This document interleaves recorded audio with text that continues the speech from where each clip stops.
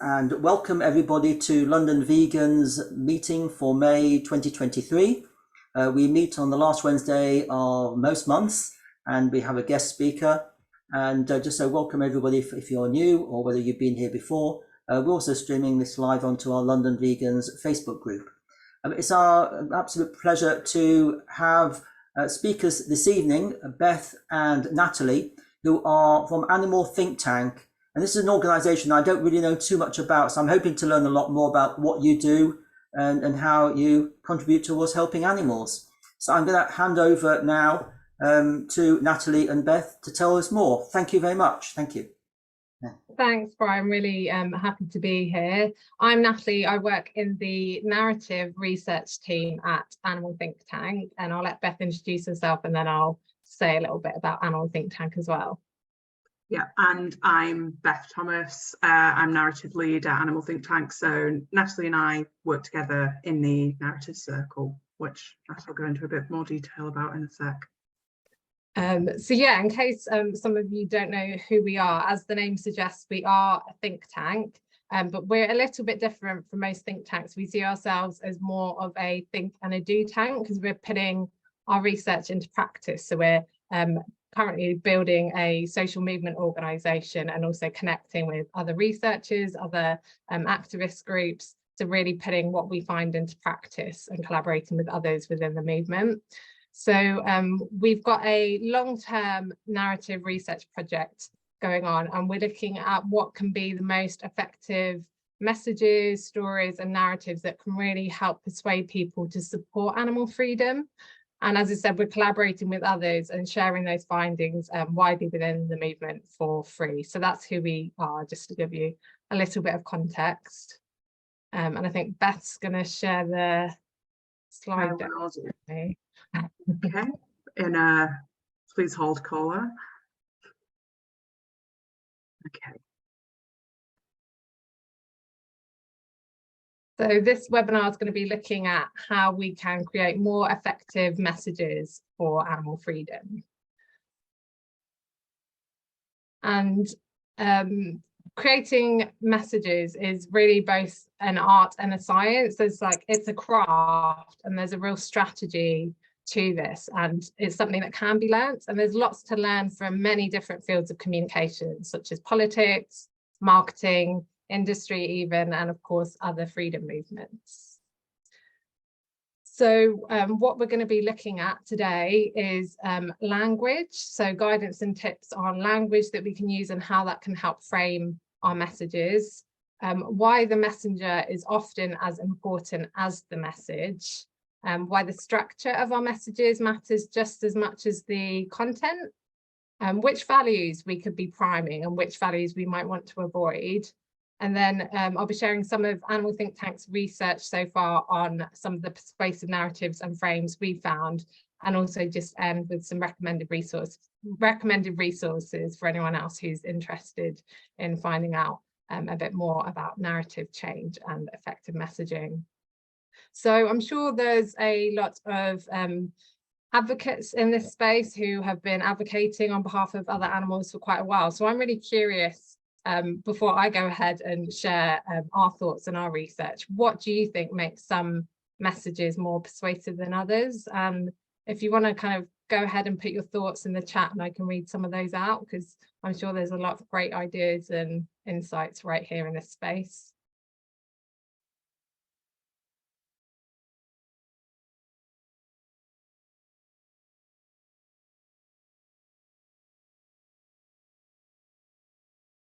If anyone wants to share anything in the chat, or you can even unmute yourself and kind of share your thoughts briefly before we move on. What have you found that makes communications more persuasive?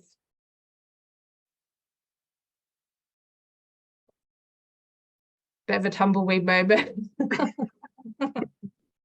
That's fine. If no one wants to share, we can just someone shared. Thank you, Leah. So we said how much we are touched by the message. Yeah, emotion definitely is really powerful. Talking with compassion, absolutely. And visual messages, yes, footage, people really react to this. So yeah, exactly, communications aren't just text-based. There's kind of the whole kind of audio visual experience that really helps move people. So great answers, thank you for sharing. I'll add to something that is on there. I mean, yes, emotion is important, but you've got to be careful not to have something that turns people away from that message. It's obviously you want to get your message over without alienating. Yeah, exactly. So it's speaking to the right emotions. Yeah, thanks, Brian. So yeah, as I said, there's lots to be learned from diverse movements, and that's whether we agree with those movements, with their aims or not. And a lot of people are probably familiar with the kind of anti-abortion or pro-life movement, which is particularly big over in America. And this is quite interesting to note, like this shift of language and how this reframes the issue. So rather than talking about anti-abortion, which is obviously saying what you're against, the framing of pro-life is very strategic, because first and foremost it states what you're for rather than what you're against. And by framing it themselves as pro-life, it automatically makes the other side pro-death. So it's quite a strategic use of language there. And similarly, rather than talking about abortion laws, they talk about heartbeat laws, and this really gets straight to people's emotions. And in this kind of framing, it really centers like unborn fetuses and completely leaves out the frame women who are most affected by this issue. And as well as other movements, there's lots to be learned from politicians who know how to turn quite dry, abstract policy into something emotive. And a good example of this is reframing estate tax into death tax. And that's obviously highly emotive, and it makes the issue much more personal and also controversial, because it obviously estate tax sounds quite benign. Death tax it really pulls at people's emotions, because no one wants to think that they're going to be hearing from the taxman when they've just lost a loved one. And as well as from kind of politicians and other freedom movements, there's lots to learn from industries and corporations themselves, who are very good at putting a positive spin on things. So for example, energy companies, rather than talking about drilling for oil, they now talk about energy exploration, which sounds much more innovative. And the gambling industry has reframed itself, especially in America, and they try to use the terminology of gaming, which obviously sounds a lot more innocent and fun and has none of the connotations of addiction. And pharmaceutical companies have moved away from talking about disease management, because no one likes to think that they have to manage living with a disease. They'd rather prevent the disease. So that's quite strategic use of language there. And then I want to briefly talk about a movement and a campaign that we're really inspired by at Animal Think Tank, called Freedom to Marry. Some of you might be aware of who they are. They really were influential in helping create marriage equality over in the US, in all US 50 states. And they really shifted away, and they did this through a lot of public research over a number of years. And they realized they needed to shift away from talking about gay marriage to talking about marriage equality. And the reasoning behind that is they realized they needed to widen the frame, rather than this seem like a side issue that was just affecting gay couples and same-sex couples. By framing it as marriage equality, it becomes a wider societal issue. And the same with right to marry. They did a lot of testing, and they realized that they needed to speak to, rather than justice and rights, they needed to talk to heart health values around freedom and love and family and commitment. And just that kind of reframe and the shift in narrative really helped people understand this issue on a much deeper level. And as Evan Wolfson, who was one of the founders, said, we turned this from what do you think about gay people to what do you think about your own values? And I think that's a really interesting quote, and something we can be mindful of in our own movement, because essentially we want to change this from asking people, what do you think about other animals, to what do you think about your own values, and what do you think about society's values? So there's a lot to learn from what other freedom movements are doing. And yeah, if people aren't aware of Freedom to Marry, I highly recommend checking out their website. So one thing we need to bear in mind as communicators is thinking about what we say versus what people hear. And even if we have the absolutely best message in the world, people understand it through the prism of their world view, their beliefs, their prejudices, and their emotions. That's really colouring the information that they're receiving, which really highlights why public research is so important, because we need to narrow the gap between what we intend to convey and what our audience actually interprets, and we only can fully understand that through kind of more extensive public research. And to reach people, we really need to speak in their language rather than our language, and really understand what is the language that resonates to people.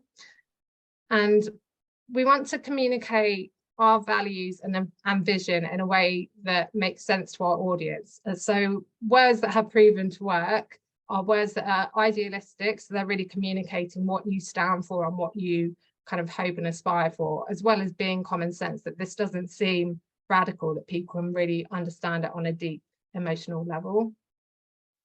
And good messages should explain and they should motivate, triggering emotion as well as understanding. And ideally, our messages should be rooted in hope and faith that together we can make a difference. That really has got to be the overriding sentiment of any message, that together we can make a difference, because our audience has got to feel like change is possible.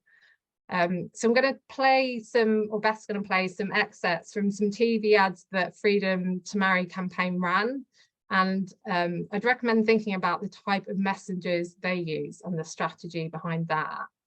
And I apologise in advance, the audio might be a bit iffy, so we may have to mute it, but it does have subtitles.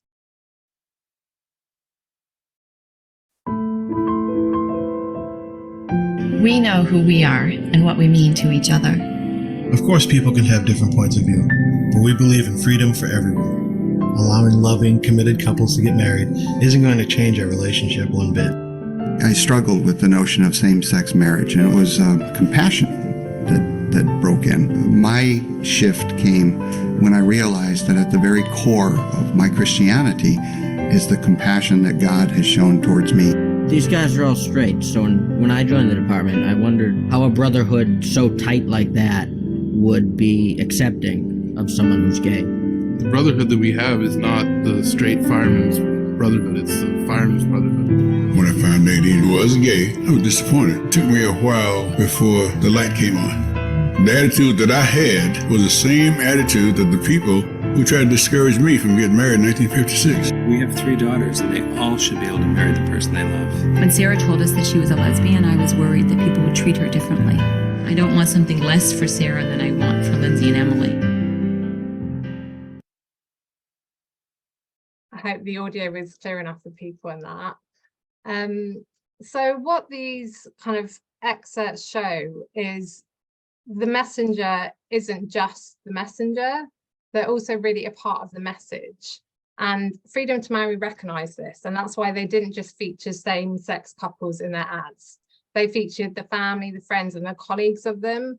And they used quite, I guess, unconventional messengers. There was, someone who was very Christian, someone who openly admitted that he was disappointed when he found out his daughter was lesbian. It featured, firemen who were traditionally seen as quite a kind of macho masculine profession. So it's really using novel messengers to tell the story of how they changed their thoughts, their evolution of their journey. And it helped widen this frame to show how the issue of marriage equality affected all of society, not just same-sex couples.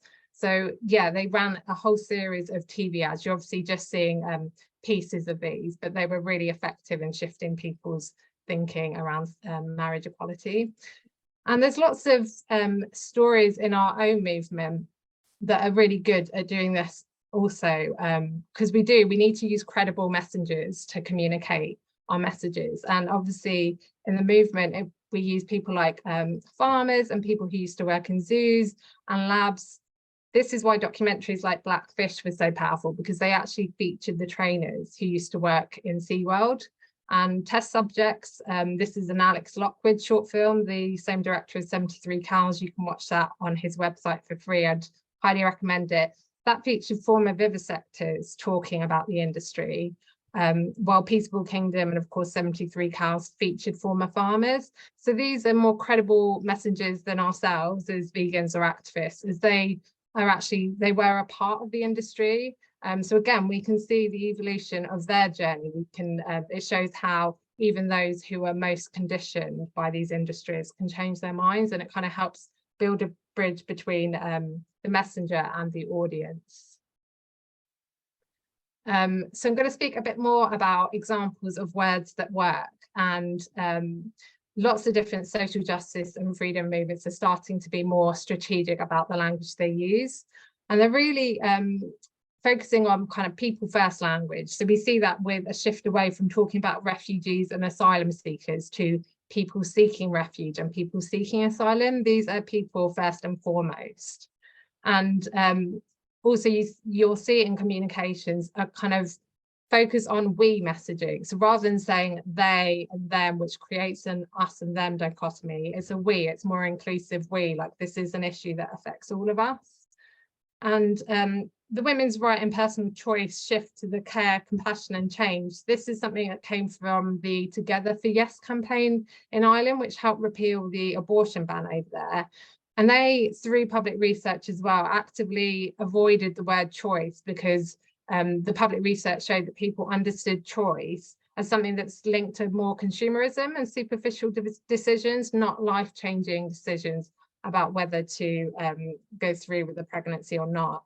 And they instead moved to kind of heart-held values-based language, and really spoke to the idea of social progress, of care, of compassion. And these things really resonated with people in a more profound way than talking about women's rights and personal choice, which made it much more of a narrow issue rather than a societal issue. And again, the people first language, rather than talking about the homeless, that kind of blanket statement which just anonymizes individuals, people who are homeless, these are people again who just happen to be without homes. And move away from special needs to talking about individual needs, because of course we all have individual needs. That's something we can relate to. And rather than disabled toilets, accessible toilets, these are toilets that are accessible to all of us, not just for a certain segment of society. So words that could work, like what can we learn from this for our own movement? And I'm just going to caveat this by saying this is something we're doing testing on at the moment. So these are only suggestions. They're not something that we have hard data on at the moment. But we recognise that we also need to move towards a animal first language and really try and use more active rather than passive language to show that animals, something is being done to animals. So rather than saying animal farming, which kind of normalizes and naturalizes what is happening to animals, farming animals, just that shift in those two words is much more active and is showing something is being done to animals. And the same with farm animals. You know, these aren't animals that belong on a farm, these are animals who are farmed. And similarly with race horses, these are horses who are raced. They are not race horses. Humans have just decided to race them. The same with zoo animals and lab animals. We know they shouldn't be in zoos. They shouldn't be in labs. So let's say they are animals who are zoos and labs. Like, let's remind people, these are animals, these are individuals. They're not zoo animals or lab animals. And non-humans is a term that is used quite a lot in our movement. And we would actually advocate a shift away from that, because non-humans automatically kind of just compares animals to humans as what they're not. It doesn't say what they are. So we would suggest things like fellow animals and other beings, like more inclusive language. And that is something we're going to be testing on very shortly. So we'll hopefully have findings we can share with you. And similarly with humane, this kind of reinforces this idea of human supremacy, that like fairness and compassion and kindness and care, that these things are only intrinsic to humans, when of course we know they're not, that other animals feel compassion and they express kindness and care to each other. So let's move away from kind of very human-centric language. We can obviously all guess why pet and owner are problematic language, because that really characterizes other animals as property, whereas we could be describing them as family members. And even if we think about some of the language that seems quite neutral, fur and leather, this is language that continues to distance us from other animals. Like, animals have hair and they have skin, but the industry has been very intentional in their language by trying to kind of distance us from the fact of what is actually happening, that we are, the animals are being farmed for their hair and for their skin. And language like pack and flock and herd, again, this is only language that is ever used for other animals. If we were to use more inclusive language that resonates, that we can kind of identify with, like community and group and family, again, we're going to be doing testing on this. Does this shift people's thinking? Do they kind of see animals in a slightly different way on more of an equal level?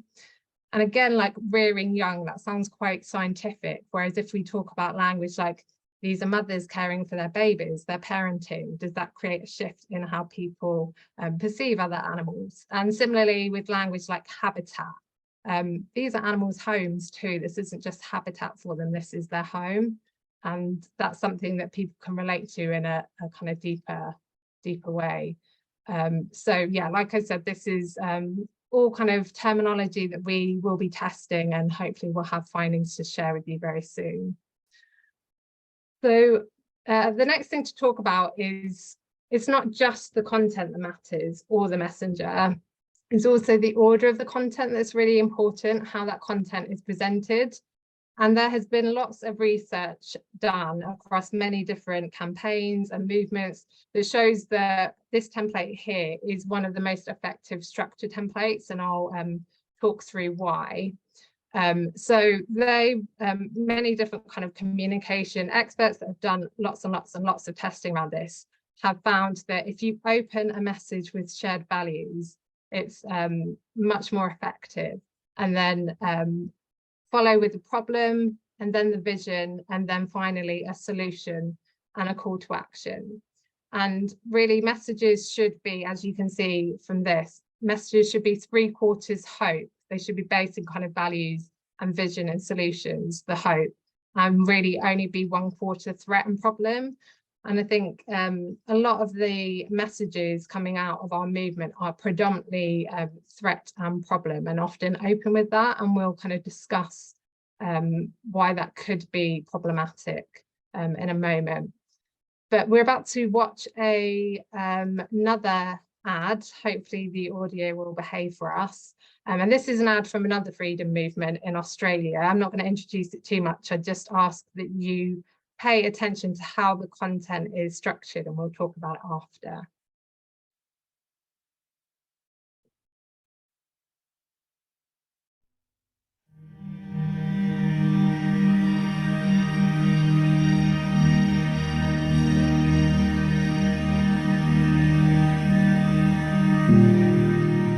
In Australia, Mother's Day is a day to acknowledge and give thanks to our mothers. For all they do for us, big and small, every day. For feeding us and cleaning up the messes we make. For steering us in the right direction and giving us hope. And a shoulder to cry on. A smile that's just for us. And cuddles. Lots of cuddles. For loving us no matter who we are, what we do, or where we are. For being selfless, dedicated and always there. No matter who you are or where you are in the world, these things never change. So this Mother's Day, we're thinking about another group of mums. Mothers who share all of the love and all of the pain of parenthood. But who face a challenge that most of us can't really imagine. Today we want to send a message to our fellow mums in detention centres in Australia and on Nauru.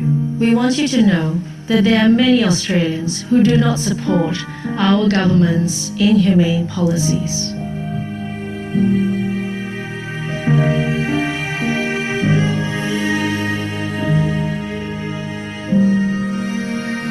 And we, along with thousands of others, are doing everything we can to make our voices heard. We want you to know that we won't stop fighting for your family's right to safety and security and a place to call home. So from one group of mums to another. We want to acknowledge your bravery and resilience in parenting under such difficult conditions. We wish you strength. We wish you courage. We wish you hope. And we wish you love. Please know that we're thinking about you all this Mother's Day. This Mother's Day is for you. This Mother's Day is for you. This Mother's Day is for you.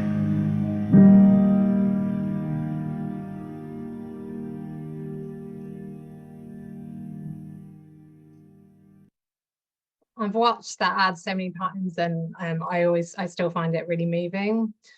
So yeah, going back to the structure of messages and why we open with shared values. As I said before, so many social justice messages open with the problem. For example, the planet is in crisis, animals are being killed in their billions, humans are dying. And it is understandable why we start with a problem, as we think this is what is most attention grabbing and it gets straight to the point. And this is, of course, what media headlines do as well. But leading with the problem can have a backfire effect, as it gets us automatically into a threat or scarcity mindset. And there's psychology around this all, where we're less likely to be receptive to hearing the rest of the message and are much more likely to get defensive or even shut down and stop listening completely. And as that ad showed, for most people watching that, they're not going to know what this message is about until quite a way in, and they're really drawn in by these quite diverse range of messengers talking about something that most people can identify with a mother's love, and talking about Mother's Day. And it's only quite a way in that they then introduce the problem, which I'll talk about in a little bit more detail. But so why do we open with shared values? It really is the easiest and quickest way to connect with our audience. And it helps establish common ground, like what are the values that we share together. And it gets people agreeing with what we're saying from the outset, with their defenses lowered. And then they're much more likely to be open to listening to the rest of the message rather than shutting down or turning away. And values really act as motivation, priming us for why we should care about this issue and reminding us why we care about this issue. And I will just caveat this with saying research has been done that has shown that if you open with the future vision, that is also effective as well. But yeah, research does show opening with the problem is not as effective, and people aren't as receptive to the message and the issue that you're presenting. So which values? Because of course not all values are equal, and values are really like muscles, in that the more a specific value is activated, the more someone hears values through the messages they're surrounded by, the stronger it becomes in our minds. So which type of values should we try to activate as animal freedom advocates? It's important to try to speak to intrinsic values, and these are values such as love and unity, equality, care and truth. And these are all rooted in the care for the well-being of others and also for the planet. So speaking to intrinsic values in our messages helps increase people's concern for the well-being of others, such as other animals. Whereas if you activate what are known as extrinsic values, which are things like money and pleasure, appearance and social status, self-image, these are really rooted in a concern for self, and it limits people's capacity to care for others and actually gets people more concerned about themselves. So as communicators, we should actively try not to replicate the extrinsic values we're surrounded by in ads and the news, as this really weakens the power of intrinsic values that all social justice issues are rooted in.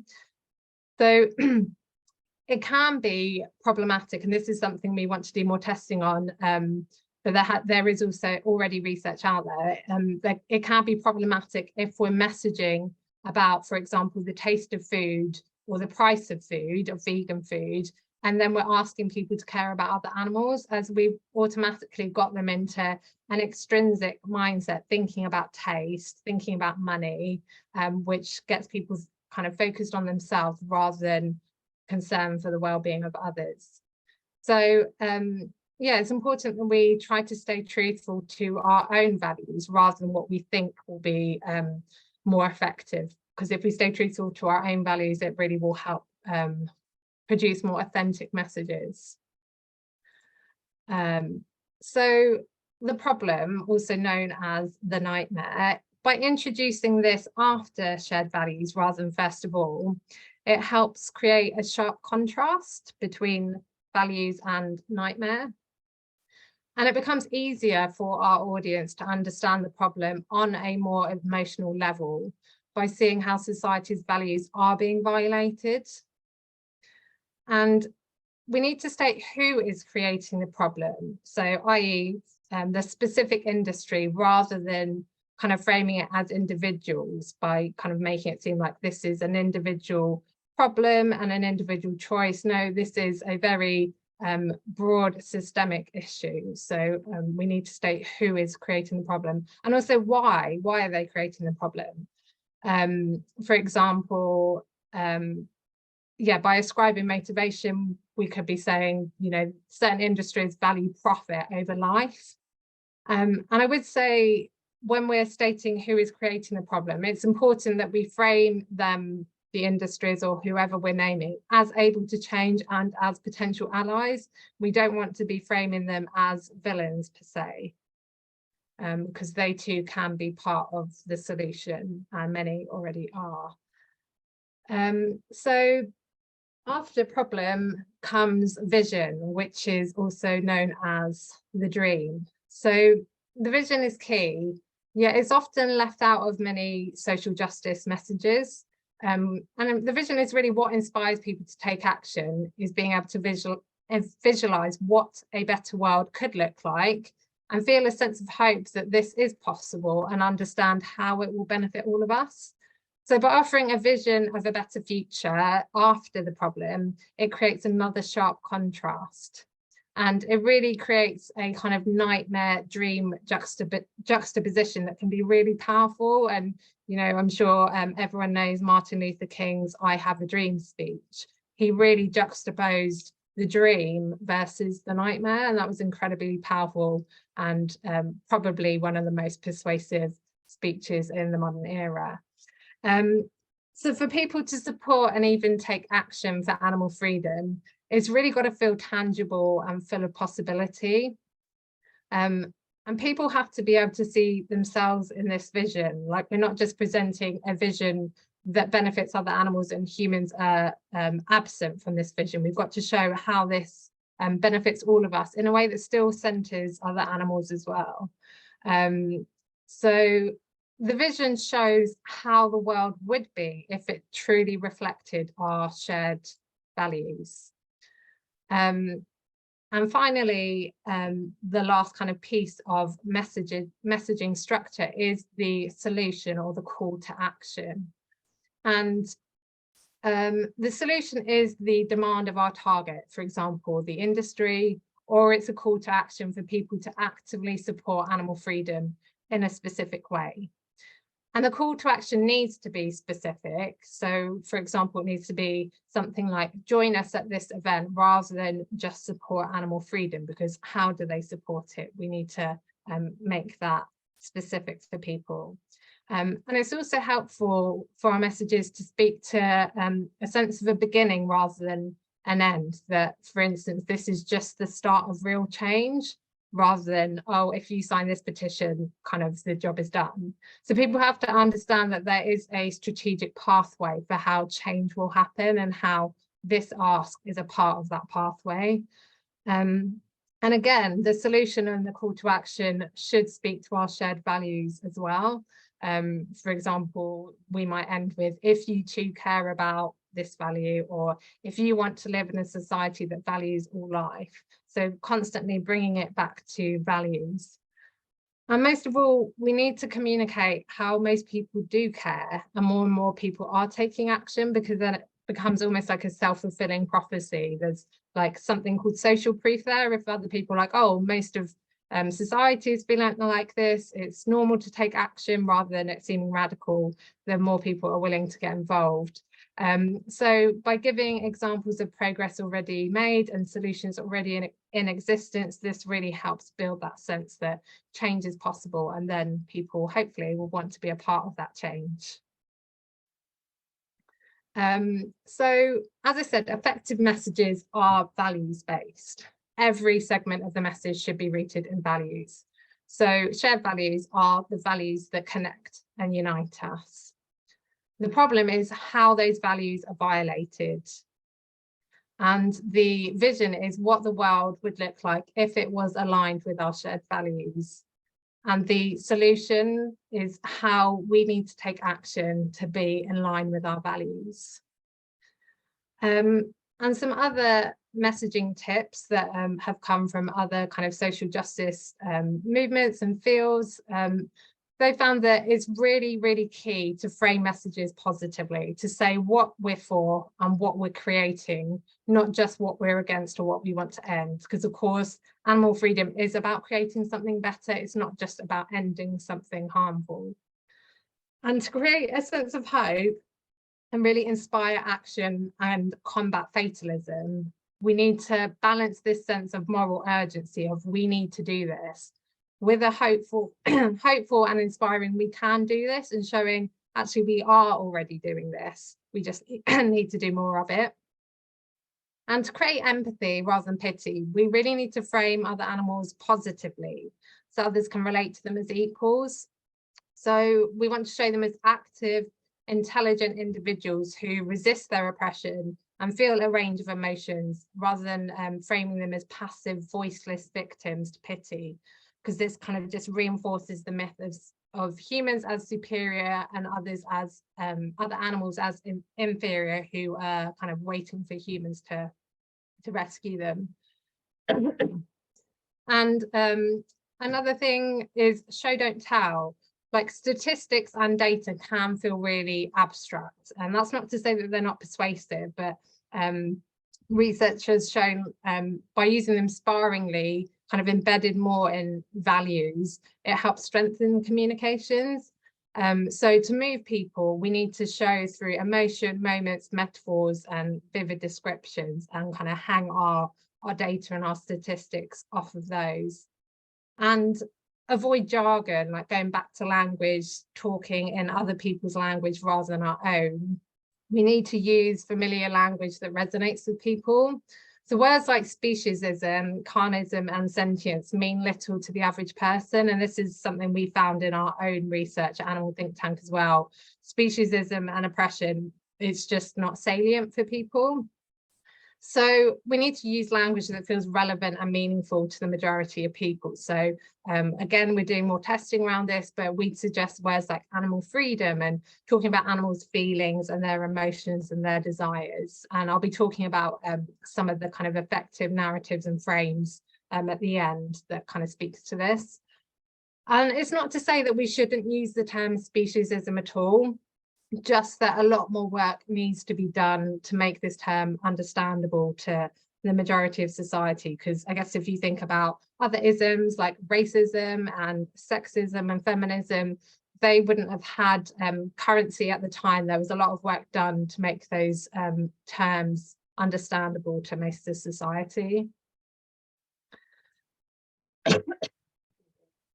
So yeah, talking about Animal Think Tank's public research, this is an ongoing research project that we believe will be going on for years and years, because it's an iteration. Like, we will hopefully come up with frames and narratives that are most effective, but as society shifts, we'll hopefully be able to move towards even more persuasive and progressive narratives. But some of the ones that we have found so far that really shift people's thinking into like more pro-animal attitudes are things like social progress. So this idea of animal freedom being an inevitable part of society's progress. And then morality. So really conveying a sense that this is a moral issue, that this is, speaking to people's morality really does help make this issue more salient for people and more persuasive. And then animal capabilities and intelligence. So going back to saying about framing animals more positively, yeah, some of the messages that we tested where we spoke about animals' amazing capabilities, it really improved people's perception of other animals and how more supportive they were for pro-animal actions.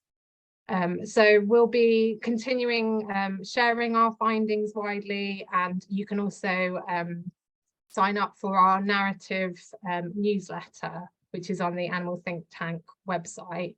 And there's some other recommended resources for anyone who would like to do further reading into this, because I find this whole area really fascinating. So Common Cause Foundation, they run courses, they've got a handbook, they've got loads of great information around values and the importance of intrinsic values and extrinsic values, and they've done loads and loads of research, so they're really great to check out. ASO Communications, they test across a lot of different issues and campaigns, predominantly in America, and they have a lot of great messaging guides, and they speak a lot to this, the importance of how we structure our message and the importance of values as well. And Don't Buy It is actually written by the lady who runs ASO Communications, and that's Rosario. And while it's a book about framing the economy in more positive ways, there's actually a lot for us to learn about as kind of freedom communicators. Where's Work is a really interesting one. It's actually written by someone who he's worked for US Republicans, and he was the guy who helped through focus groups coin the term climate change, because they found that that was less alarming for people rather than global warming. So yeah, he's done things that are quite questionable, but there's a lot to be learned about how kind of certain parties and corporations frame language. And then another book, Citizens, talks about how we need to move away from framing humans as consumers and framing us more as citizens who are willing and able and, you know, have a history of taking action to bring about social change and social progress.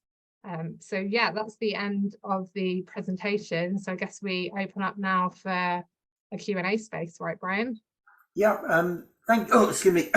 Thank you ever so much, Natalie and Beth. If anybody has any questions, these are the options. You can just raise your hand on the facility on Zoom. And if you're happy for us to spotlight you, excellent. If you don't want to be spotlighted, then just turn off your video. If you don't want to be speaking out loud, you can ask the question in the meeting chat, and I will read out the questions that are hopefully relevant. So anybody want to put their hand up if you have any questions? I've got, I know Sunny has, so let me see if I can find you on this system. Okay, Sunny, if you'd like to unmute yourself if you want to ask your question. Hey Natalie, hey Beth, how are you doing? Good, it's good to see you. Yeah, good to see you and good to hear you. So I really liked your presentation, and well done. It's so much of information since the last time we met. So you've done all this kind of testing about all this narratives and everything. So I was wondering, like, how did you test it and on whom did you test it? Like, was it a group of people, or did you go into like surveying like one-to-one basis, or how did it happen? Yeah, great question, thank you. So at the moment we've been focusing on what we call quantitative surveys, which is reaching a lot of people. So for example, one survey we did was over 4,000 people. So it's about getting a broader spectrum of people as possible in the UK. So really trying to understand how different demographics, like segments of the population, respond and react, and what are their perceptions about other animals. So it's mainly been quantitative, so large scale surveys at the moment, where we are just about to shift into what is called like qualitative research, which is doing kind of discussion groups and focus groups and interviews to really dive deeper into why people think the way they think. Because obviously with surveys and stuff, you're understanding how people think about a subject, but not why they think about it. So it really is not an either or, we need both. So yeah, we've done the quantitative to really get a broad view of things, but we're diving deeper now. So we'll be sharing more soon.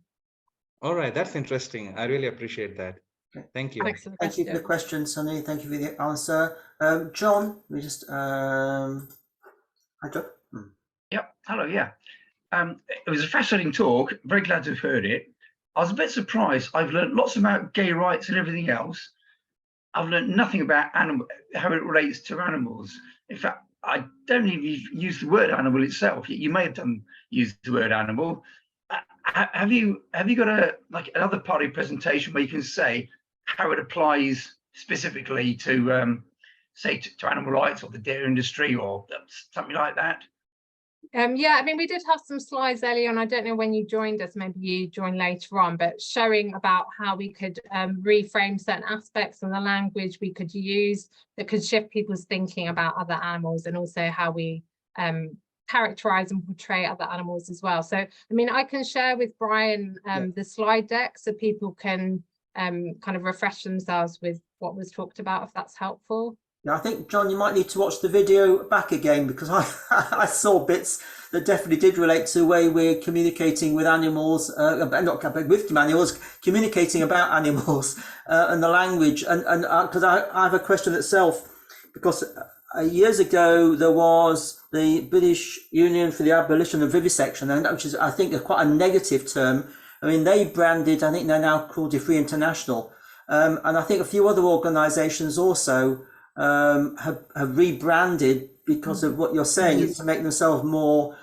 interesting to the population out there, rather than being like a narrow group that is doing something quite what may be perceived as quite negative in their approach. Which is interesting. Yeah, no, that's really insightful comment, actually, because I think there has been a shift away from talking about vivisection, which sounds quite scientific, and I think not everyone understands what that means, but cruelty-free, there's much more currency to that, and people understand that's much more everyday language.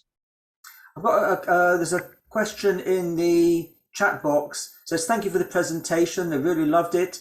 So I think you've been around for a few years as an organisation and have had considerable funding and employed people in various roles which aren't all about research. So what else are you doing apart from research?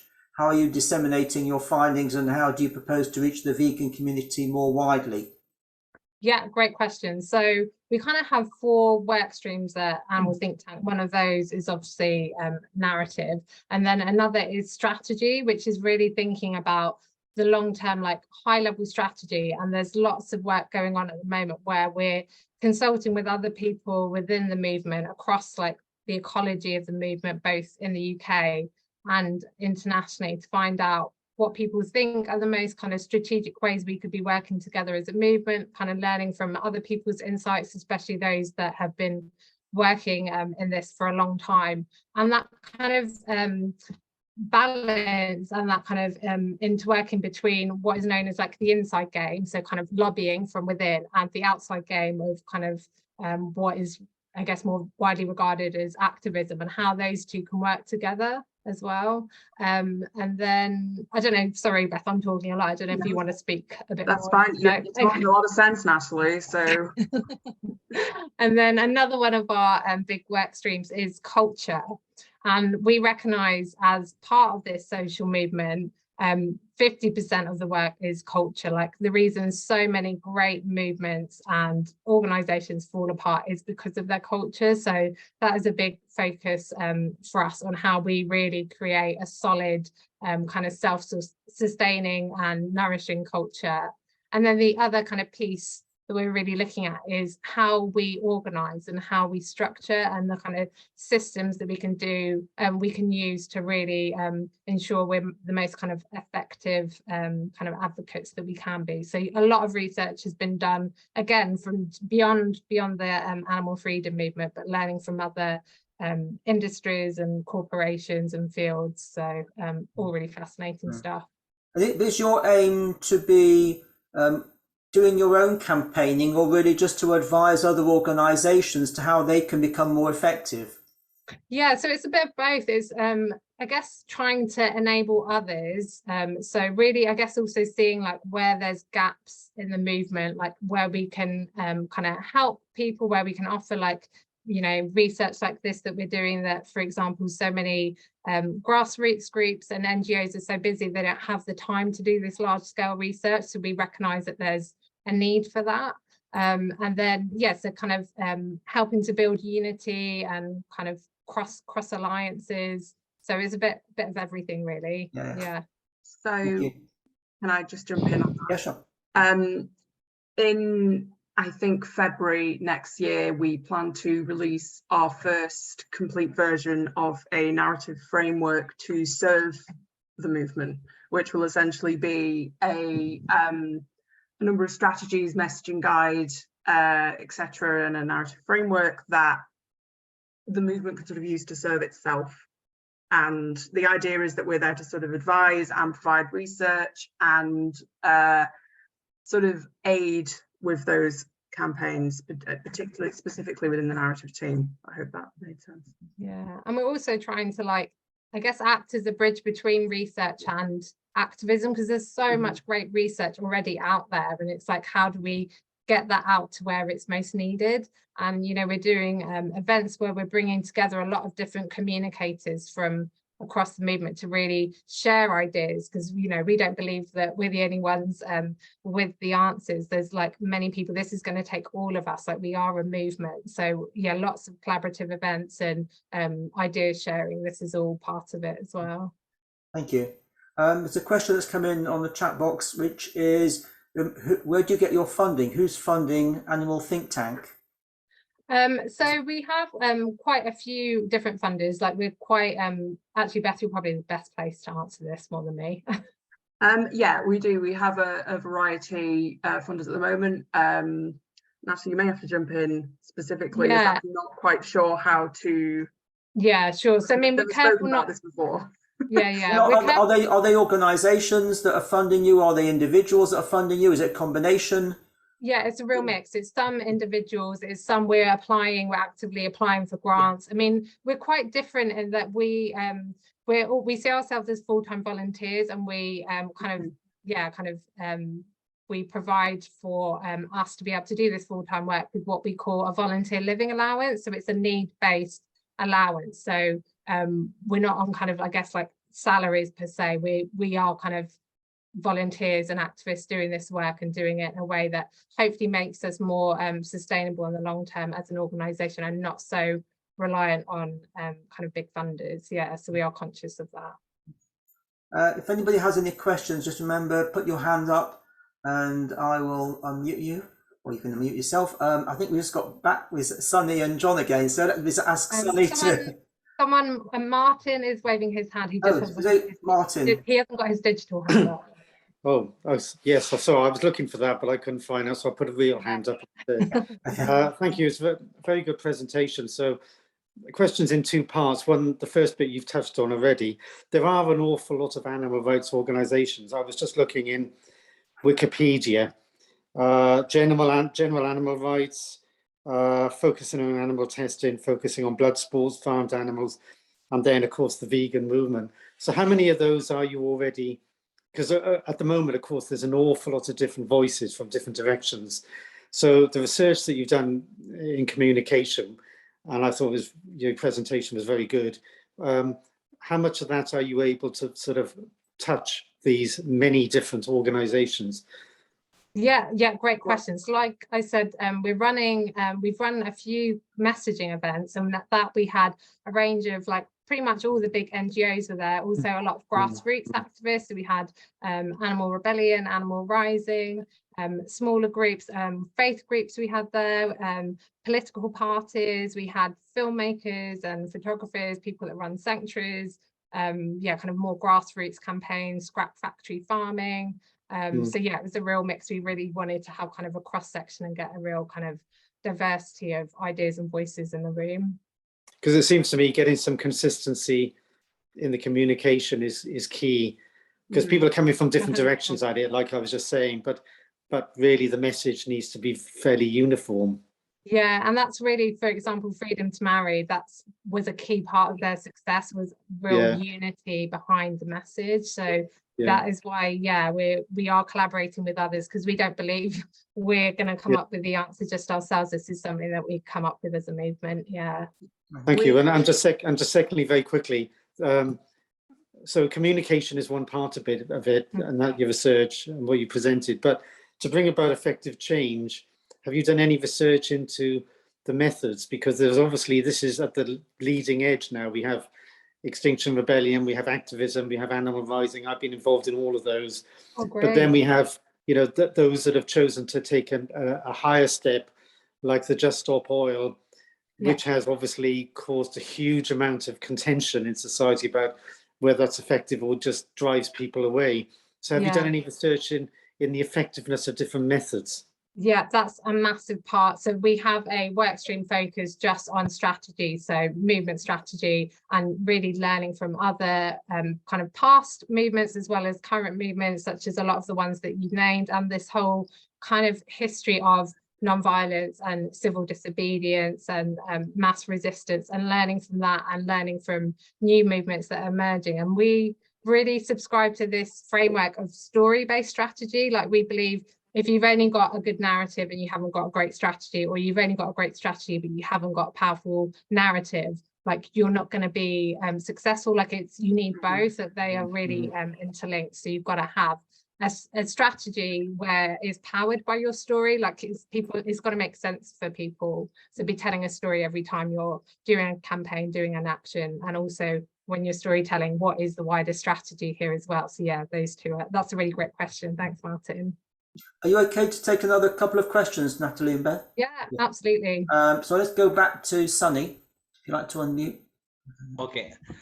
So, you know, during your presentation, I just wanted you to clarify where you mentioned that the narrative about, you know, the industry is doing that, which is kind of putting the blame away from the consumer to the provider. In the animal rights movement, we have always focused on the consumer because it's the demand supply situation. So I wanted to clarify your position on that. Yeah, sure. Happy to speak about that. That's a really great question. I think it's quite nuanced. We obviously think that individual change is really, really important, and it's a key part of our movement. I guess we also see it's not an either or, like, we need to be talking about individual change and we also need to be talking about systemic change. Because if you think about the environmental movement, they're not just asking people to change their consumer habits. They recognize that these are big, powerful industries, especially that have like often lied to people and marketing to people in a certain way, and there's lots of greenwashing, and this is happening in the animal exploitation industries as well.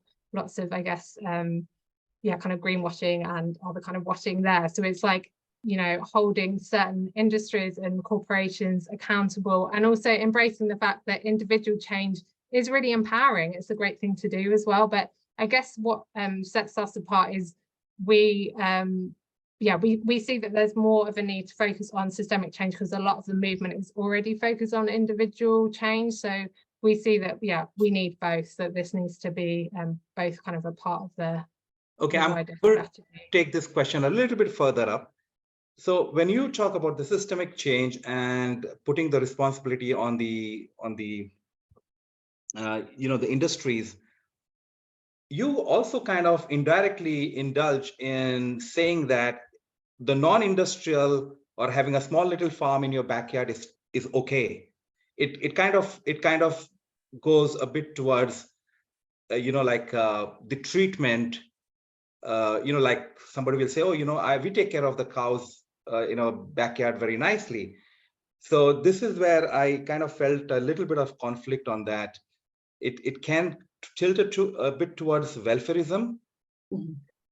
So, another great question. I mean, so there is some kind of thinking around, I guess, what some people call welfareism, others see as kind of more of the inside game, where it's incremental change from within, changing like people who are actually working within, changing that. And then there's all the work going on the outside, which I guess either be classed as the outside game or kind of more abolitionist, which is more radical. So you've got people that know they can only go so far within kind of these corporations within the system, and others that are pushing for wider change without. So again, we don't see it as either or, we see it as both. So it's much more nuanced than kind of the black and white. Thank you. And John, the last question from you. Yes, I was wondering, do you think that using terminology can actually not help you, but actually backfire? For instance, when I hear people giving impassioned talks on animal rights, and they say, oh, the way chickens are in intensive farms is torture. They're being tortured. But technically, the farmers aren't thinking, let's go and torture them. They're just bad conditions, which is very different from torture. And if the average person hears that, they know the farmers aren't going out torturing them. So do you think that we actually backfire on quite a large amount of the message we're trying to get across?